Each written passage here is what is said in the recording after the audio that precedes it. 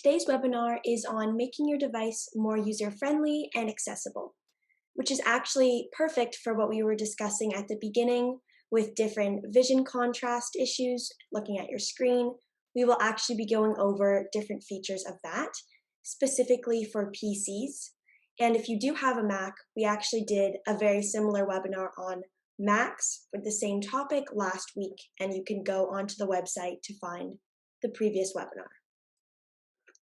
So firstly, on a Windows computer, in order to make adjustments, you can go to the Start icon, which is the Windows icon. Then you go to Settings, which is a gear icon. And then you simply go into Ease of Access, which is this arrow icon here. Once you enter Ease of Access, here is a screenshot that shows what you will see. And there are a few different main categories which I will be going over in this presentation: vision, hearing, and interaction settings to help with accessibility. So to start off, the vision settings. On the left side of your screen, you will see the settings section. The first is vision settings. So this screenshot displays what you see. Here is display. There's also cursor and pointer size, magnifier, color filters, high contrast, and narrator, which I will go over in more depth, but these are the vision settings. Firstly, display. In display, you can use the slider, which is located underneath of Make Text Bigger, to make just the text on your screen larger. If you look to this screenshot on the right, you will be able to see this slider that I'm speaking of with the small a and the bigger A. And you can slide it to make the text bigger. Or you can also adjust it to make it smaller. Another option is to select an option from the drop-down menu underneath of Make Everything Bigger to change the size of everything on your screen. Here you will find this, what I'm speaking about, underneath of Make Everything Bigger, this drop-down menu. And you can change the size of everything that is on your screen. Then there's also the option to adjust brightness underneath of Make Everything Brighter. So here, by using this slider, you're able to change the brightness of your screen, and you can use this slider in order to do that. Next, cursor and pointer settings. Under cursor and pointer, you can make your mouse more visible by either changing the color or changing the size of the mouse pointer. So this screenshot shows the cursor and pointer settings. And firstly, this sliding bar, if you slide it to the right, it makes it larger. And if you slide it to the left, it makes it smaller. Then there's also the option to change the color and if it's filled in or not. As you can see here, this one has a black outline, and then this one is fully black. So you can choose the different way that the color is expressed, as well as the color. So if you look at suggested pointer colors, these are the ones that are best when using a computer because they're visible. And there's green, yellow, orange, pink, blue, green, and purple. Next is magnifier. You can enable a magnifier that magnifies whatever you hover your mouse over. In this area, you can adjust how much it magnifies. The default in this case is 100%. Once enabled, you can magnify where your mouse is by clicking on the Windows icon, as well as the plus or minus on your keyboard. This will zoom in or out. If you look to this screenshot here, you can change the zoom level, firstly, and then you can also change the zoom increments. So each time you zoom either in or out, it will be by a certain percent. And usually, as I mentioned, it's 100%, but you can also change it. And then there's just a few other settings below that have to do with personalizing your magnification settings. Next, there are also color filters as part of the vision settings. Color filters allow you to adjust the general coloring of your Windows screen. When turned on, you can choose from an inverted option, a grayscale option, or make adjustments specific for color blindness. These include deuteranopia, protanopia, and tritanopia. I'm very sorry if I've mispronounced that and you know how to pronounce it properly. I've tried my best, but yeah, so there's options for color blindness. And so you can turn color filters on or off by going to this section here. You can see in this screenshot. This is turning it on, and you can just click this toggle to turn it off. Then here is where you select which type of color filter you would like. As I mentioned, there's grayscale, inverted, grayscale inverted, and then a few different options specifically for color blindness. Next, the high contrast. If there's not enough contrast between the elements on your screen, you can try using a high contrast theme. In order to do this, switch on the toggle underneath of Turn on High Contrast. So by turning this on, you will be able to see the elements that are on your screen with a greater effectiveness, which can be very helpful. For example, one of our participants was mentioning that they were having trouble looking at their screen due to the contrast, so you can always go here and try it out as one of the options. In order to do that, you would simply just have to click this toggle here where you see it is blue, and then it would be turned on, and then you can just click it again to turn it off.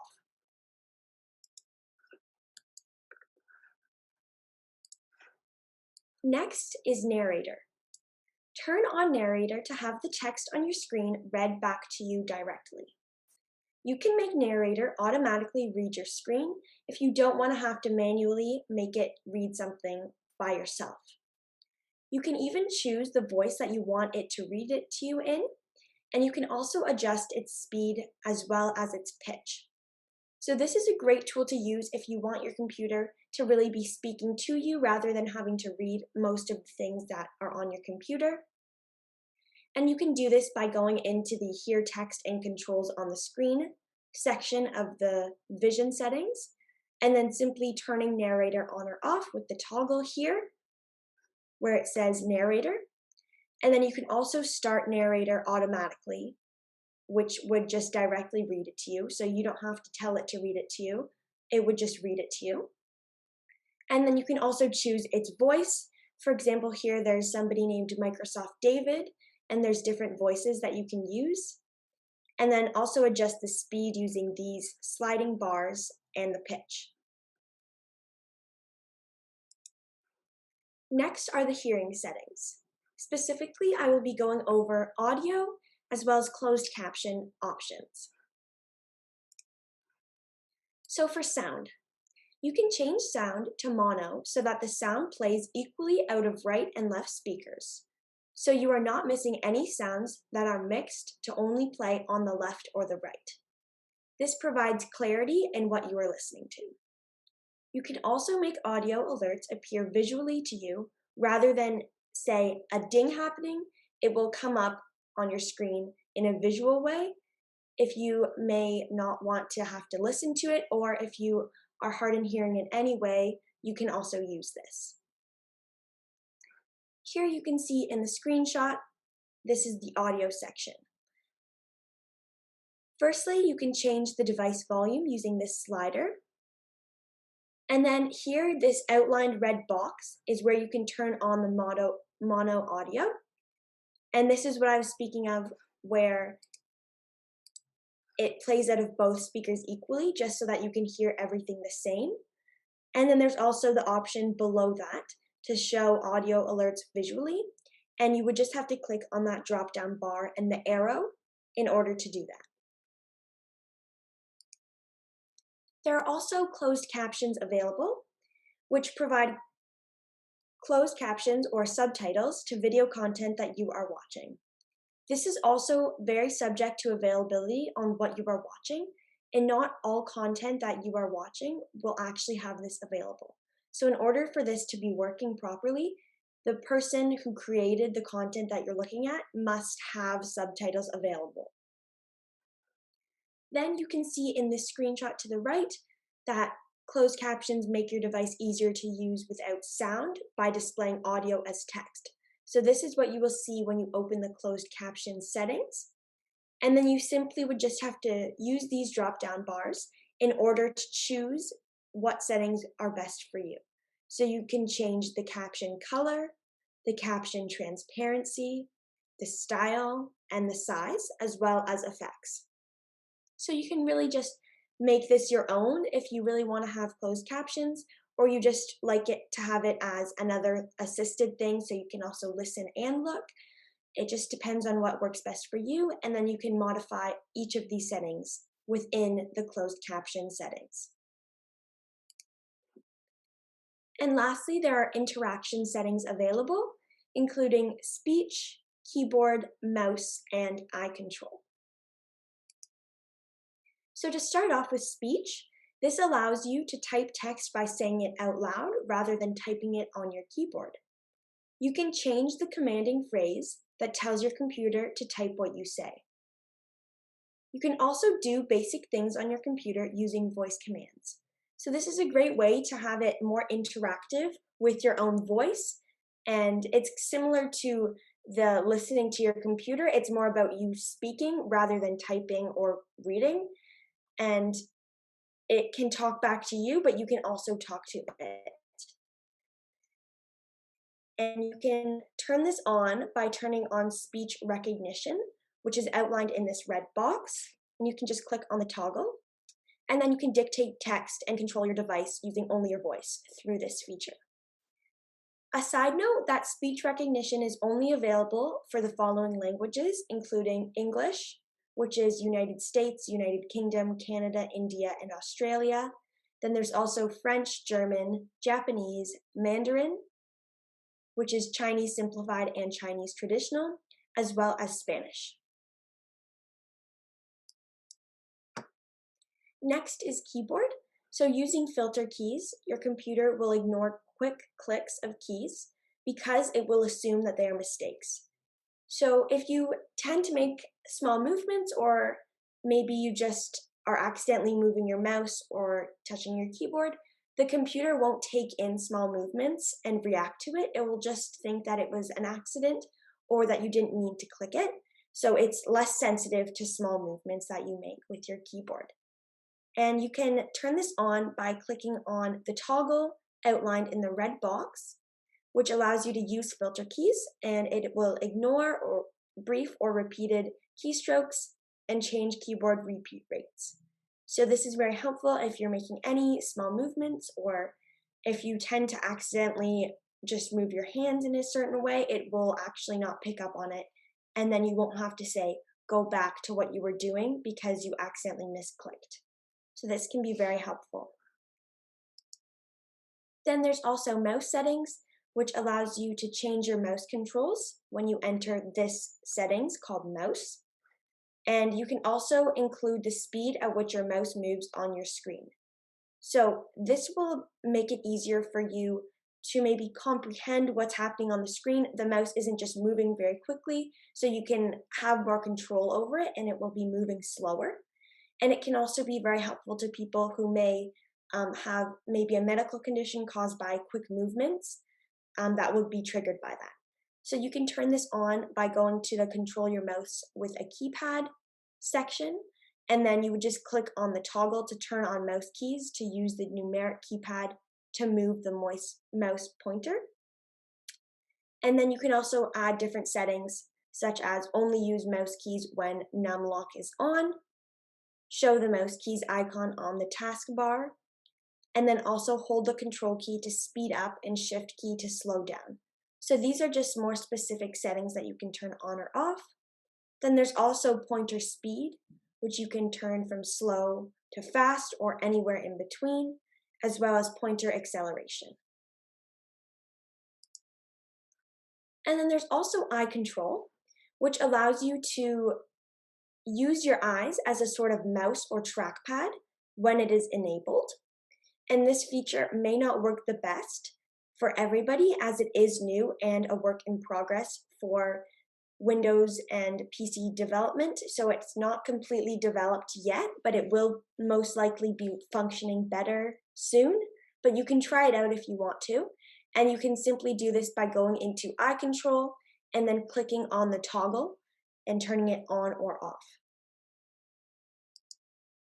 So other resources that you can download on your computer, tablet, or phone are available in the Cyber Seniors Senior Training and Resources area. Now Holly will be moving on to a live demonstration of her own PC settings so that you can see it live. So this is the main Windows setting app. And to go to all those settings we were talking about, you go over to Ease of Access here. You click on it, and all of the options are down on the left side here. So the first one that we're in is Display. So the first option would be to make your text bigger. So if I adjust this slider, you can see my text getting bigger. Or if I bring it back over to the left, it gets smaller again. And then same with this here. You can put it a little higher if you need to. And then also in the display setting is the brightness. So I can adjust that to make my screen brighter on my end if I need to. I think I'll put this back to 150, which is the recommended.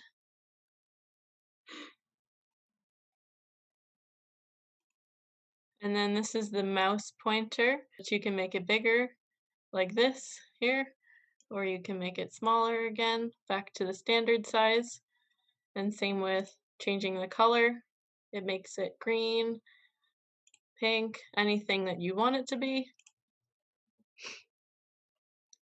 So there is a Zoom, I don't know if it's a Zoom bug or a Zoom setting that would need to be changed, but Zoom does seem to do a bit of filtering on the mouse for Windows machines. So what Holly is seeing is not what we're seeing. So same if I try the text cursor, so that does get bigger there or smaller. And then again with the colors you can change it. And then the magnifier, you can turn it on and it does make your screen a lot larger. Color filters are here.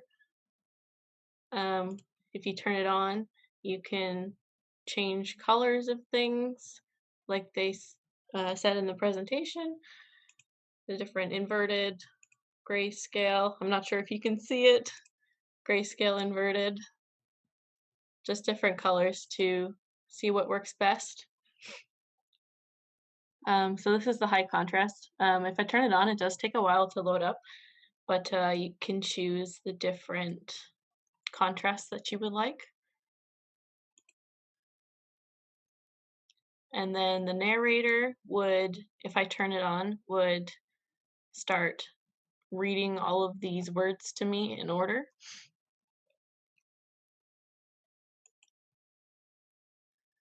And then audio, this is the device volume.